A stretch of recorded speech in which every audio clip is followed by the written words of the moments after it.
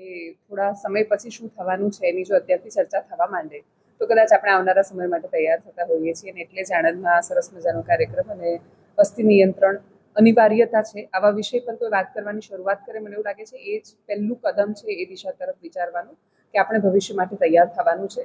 125 કરોડ 150 કરોડ અને પછી એમ વધતા વધતા જે આપણી તાકાત છે, આપણી નબળાઈ ન બની જાય એના માટેની પૂર્વ તૈયારીના ભાગરૂપે થયેલો આ કાર્યક્રમ.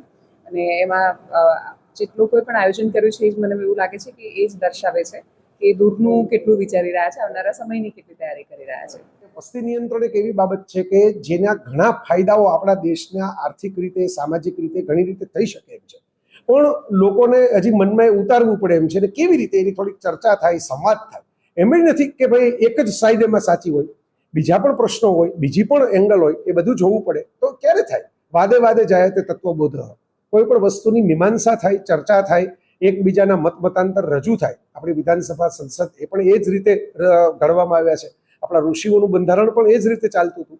તો એ જ હેતુથી આ સંવાદ છે કે અમે અમારી વાતો મૂકીએ, લોકો એના ઉપર મનન ચિંતન કરે, એના કાઉન્ટર થોટ પણ આવે. ક્યાંક અમારે પણ એમાં નવું જાણવા શીખવાનું મળે, ક્યાંક બીજા વ્યક્તિઓ જે આવ્યા હોય એમને પણ નવું જાણવા શીખવાનું મળે. અને એ દોહન મંથન થાય, એમાંથી જે નવનીત નીકળે એ સમાજને, દેશને કામમાં આવે એવો આ કાર્યક્રમ.